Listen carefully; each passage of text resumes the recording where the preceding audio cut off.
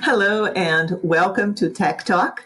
I decided to record the session again so that it would be more useful for people who are watching it and could not join us. And I hope you can join us for our future Tech Talks.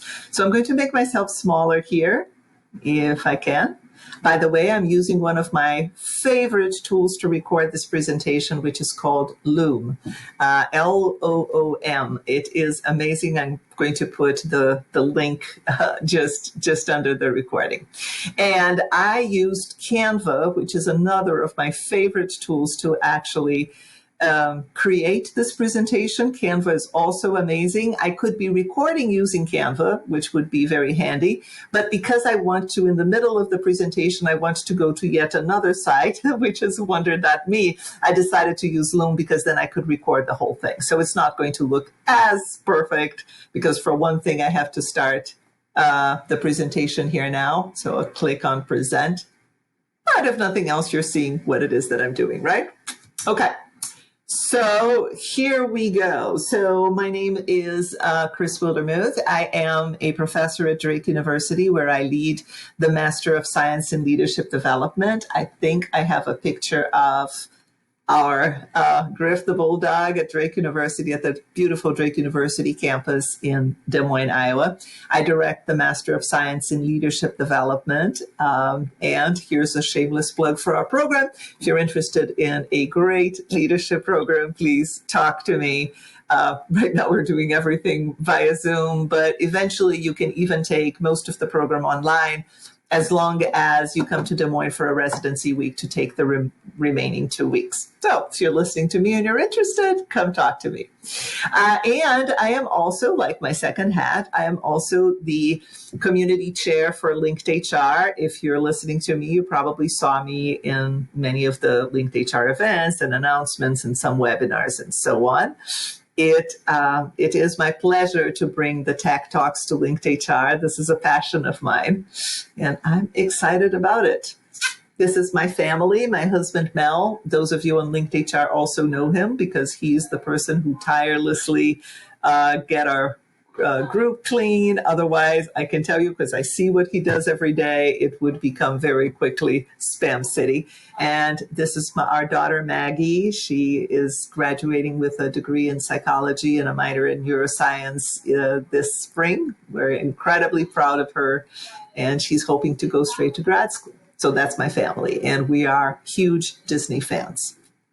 So how it all began, what I wanted to tell you is that I am one of those unlikely people to love technology. For starters, I should not be a technology nerd, because if you see that typewriter over there, you see that typewriter? Okay, that's how it started for me. I'm originally from Rio de Janeiro, Brazil, and the first time that I saw a computer was when I came to the US in 1992. Before, I had only seen electronic typewriters. I had never used a computer before. And once I came to the US and I started my master's, I learned how to work on a small 256, whatever it was called. And then afterwards we got a Radio Shack Tandy, which was the height of my ambition. And I learned how to use WordPerfect 5.1 using cassette tapes. I am dating myself in here, but you get the idea, right? So I shouldn't be the person who loves technology so much, and yet I do.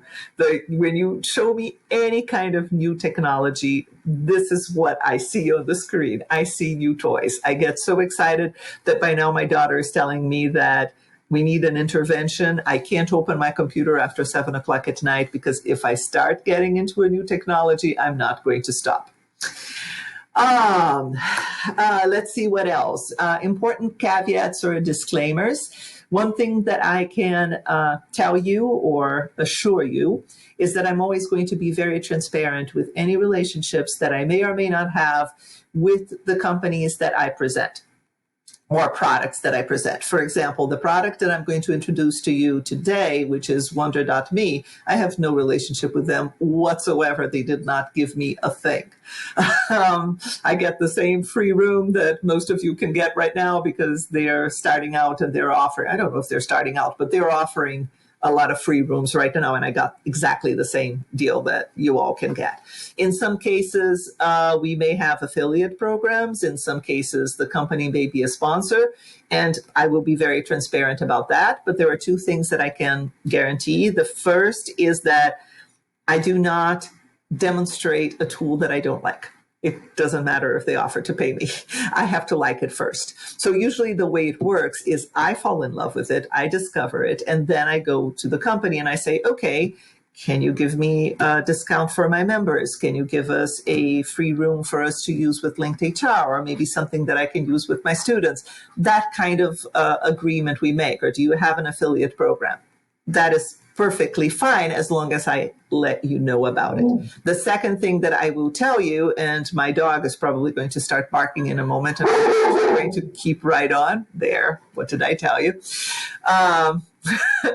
Is that I do not share your emails. So if you sign up for our TED Talks, for example, in the Eventbrite, I'm not going to share those emails with any publisher of any other tools. Now, if one of our sponsors, if one of our tech providers runs a webinar in their platform, then yes, you would be sharing your email with them and you could receive an email from them. But I'm not going to be sharing anything that you give me. So thought it was important to say that from the beginning, because of course I'm going to be demonstrating lots of tech tools to you all. And that takes us to the tool we're going to discuss today, which is Wonder.me. And my question to you all is, are you tired of Zoom yet? Now, don't get me wrong. I'm an early adopter of Zoom. I started using Zoom before it became a household name. Thank you, Zoom, because that gives me a really good price. But I love Zoom. But we're all tired of having Zoom meetings all day long. And I started looking for alternatives, not to substitute Zoom, but to complement Zoom.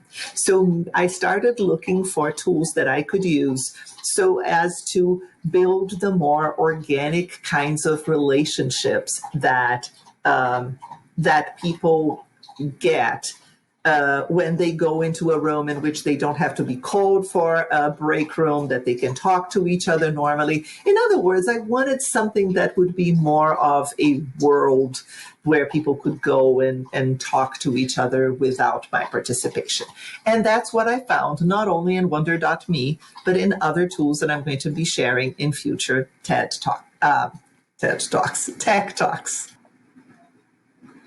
Okay. So I wanted to show you, I paused the recording a little bit just to show you what the Miro board looks like. And this is the Miro board that I use to teach. So you see that I go in, when you go into the Miro board, they take a picture of you. Fortunately, this one is not too bad. You can upload a background. So this is not a picture that I embedded. This is a whole background that I created on Canva and then I uploaded here. And then what happens is if you were here, and I'm going to show you the company's main page so that you have a sense of what happens. If you were coming here, you would have a little other circle. And then if you came close to me, hopefully you can see my little arrow here. If you came close to me and we were together, a little circle would appear around us and we could chat. One thing that I can do is I can go over here to the side where it says room areas, and I can create, for example, a room to talk about tech tools, and then I could create another room to talk about virtual teams. Let's say that I'm just going to create these two for now. And then what I can do is I can get this out, save, and close. So then what happens is I would be sending people who arrived to either the tech tools area or the virtual teams area. And I say, okay, if you want to talk about virtual teams, go to that side of the room. If you want to talk about tech tools, go to the other side of the room. Or I can just say, go wherever, find one more person and chat.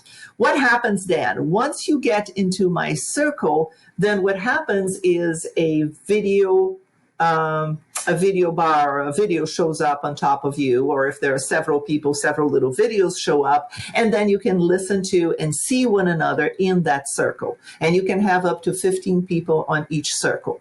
Now, what happens if I want to talk to everybody? Because you can only hear the people who are in the circle.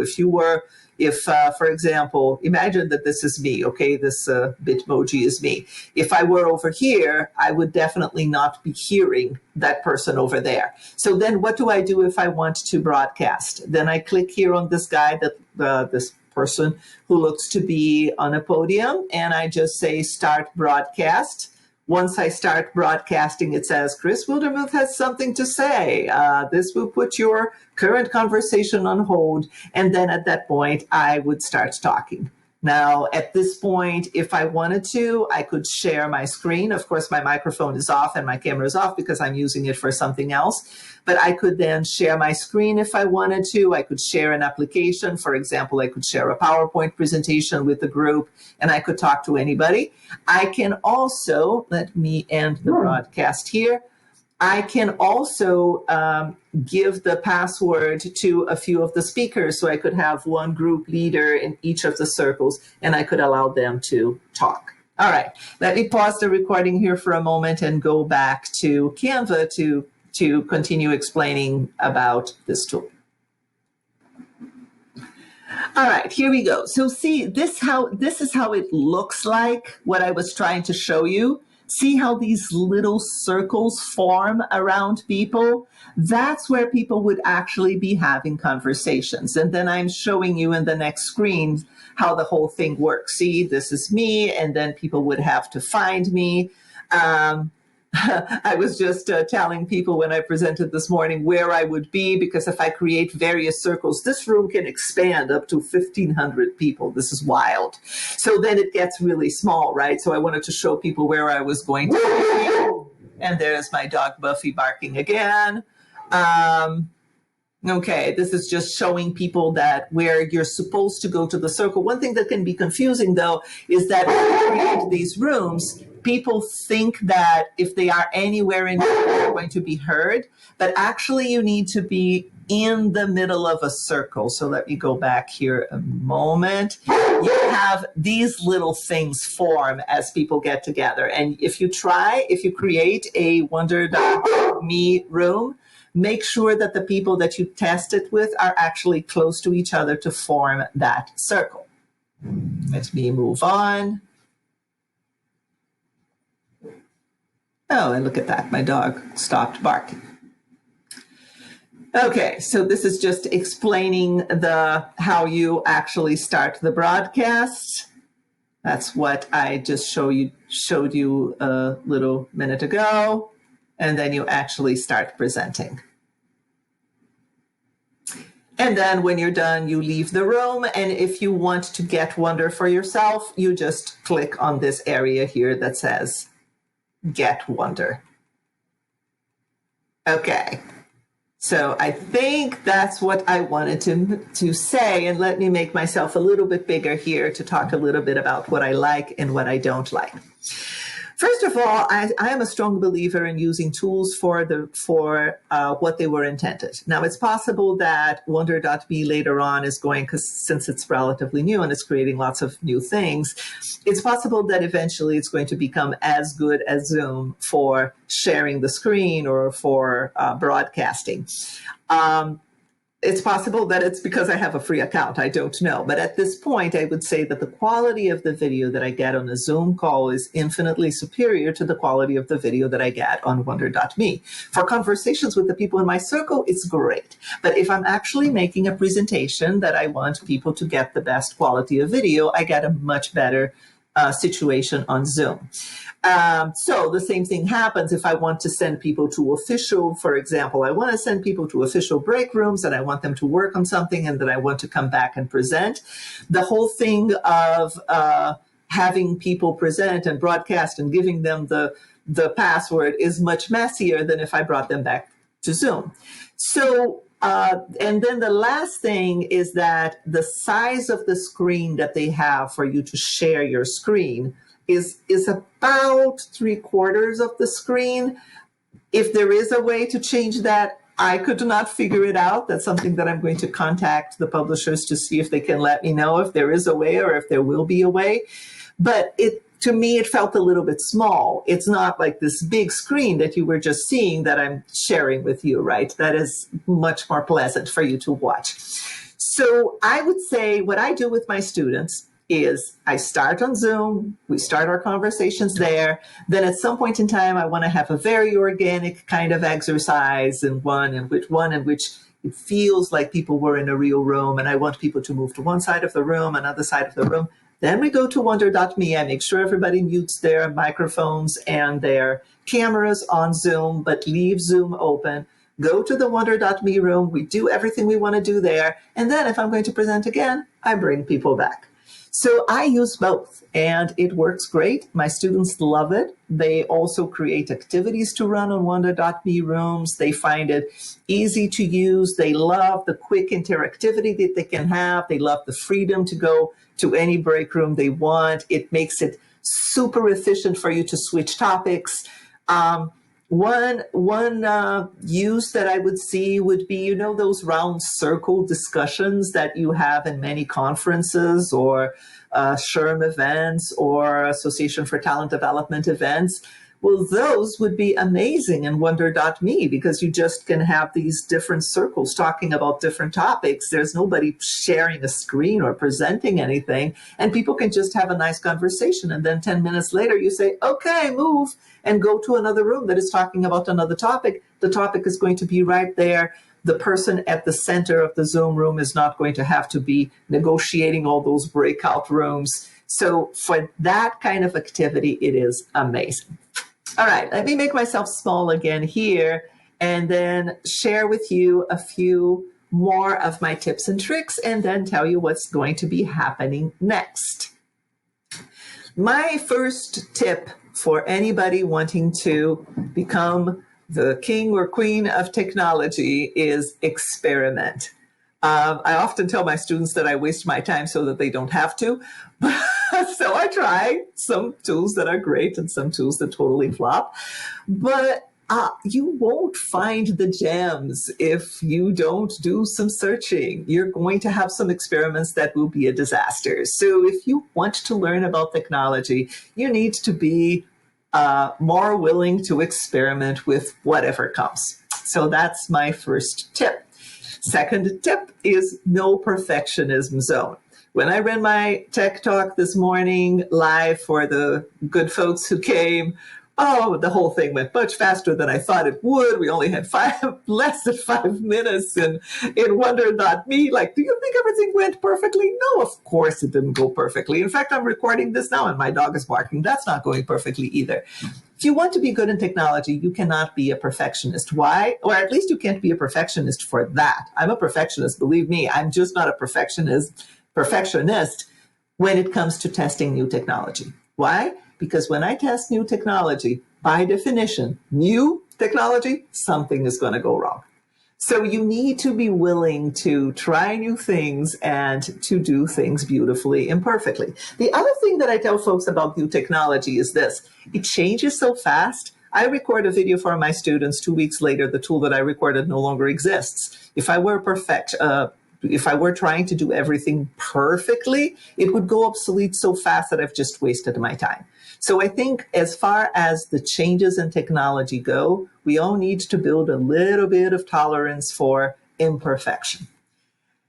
And the third tip that I'm going to offer you, let me move this a little because I think it's on the way. Can I hide this? Yes, I can. Is for you to be an early adopter. I love being an early adopter. I love getting into beta testing, even alpha testing. I just got into an alpha testing process today. I love that. Not only it's a lot of fun, and I get to give my input to the publishers, to the owners of new businesses and new technologies, but I also honestly get really good deals because usually when you start super early, you end up by locking either very low prices, or sometimes even you get stuff for free because you started early enough. So being an early adopter really pays off. Okay, so that's what I wanted to say in terms of wonder.me for those of you who couldn't come. In terms of what's happening next, I think my next one is going to be, I don't have it scheduled yet. I'm thinking probably second week in March. I will send information to you guys way before that. We are also going to have sometime in March a webinar on artificial intelligence. Don't worry, I'm not the one running it. It would be bad if I did because I know nothing about it, but that should be a lot of fun, and it will be SURE pre-certified.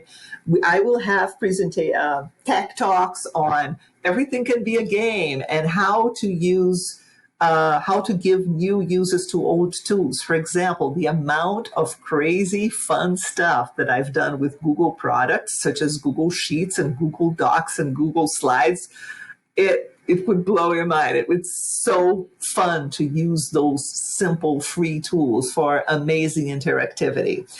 We'll be discussing presentation tools, for example, such as Canva. You see how I'm using Canva here and how nice it is to use it for presentations. So that's what you can look forward to.